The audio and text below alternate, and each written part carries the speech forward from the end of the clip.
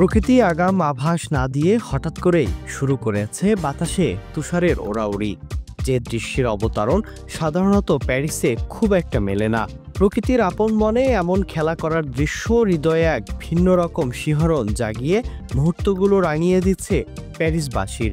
বাংলার প্রকৃতিতে আষাঢ় শ্রাবণ মাসে সারাদিন মেঘলা আকাশ, গুড়ি গুড়ি বৃষ্টির দিনে গৃহবন্দী জীবনের যেমন আলাদা স্বাদ রয়েছে, তেমন প্যারিসের প্রকৃতিতে শিমুল তুলোর মতো শুভ্র তুষারের উড়ে উড়ে ঝরে পড়া দৃশ্য দেহ মনে এক অন্যরকম শিহরণ জাগায়।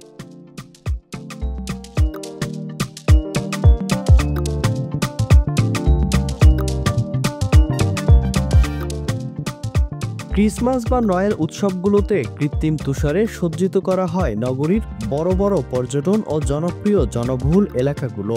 কৃত্রিম সজ্জা থেকে এই শহর নিজের শরীরকে মুক্ত করেছে নভেম্বরের শেষে, কিন্তু আজ প্যারিসকে প্রকৃতি সাজিয়েছে আপন হাতে। রাস্তায় যান চলাচল স্বল্পতার কারণে প্যারিস শহরে রূপ হারিয়ে কোথাও সাদা বিরান ভূমির মতো, আবার রাস্তার পাশের বিস্তীর্ণ গাছগাছালি ঘন তুষারের আবরণে ঢাকা পড়ে সাদা বনভূমির রূপান্তর হয়েছে। বিখ্যাত ভাস্কর্যের তৈরি ভাস্কর্যগুলোর ওপর প্রকৃতি নতুন করে অলঙ্করণ করেছে, সে দৃশ্য একেবারে কম মনে হওয়ার নয়। এমন দিনে প্যারিসের পথে যে কারো স্বর্গীয় অনুভূতিতে দেহ মন আচ্ছাদিত হতে পারে।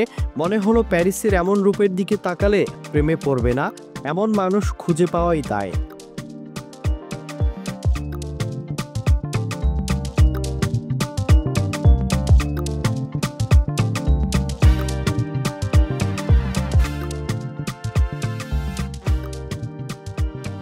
শত শত বছর ধরে হাজার হাজার শিল্পী প্যারিসের রূপের উৎকর্ষণ সাধনের যে অক্লান্ত পরিশ্রম করে যাচ্ছেন, তা আজ পণ্ডশ্রমে পর্যবসিত। প্যারিসের আজকের রূপের কাছে শিল্পকলার সমস্ত সৃষ্টি যেন পরাজিত। যে হৃদয়ে পাথরসম অনুভূতিহীন প্যারিসের আজকের প্রকৃতি, সেই হৃদয়ে প্রাণের সঞ্চার করতে দুহাত বাড়িয়ে ডাকছে।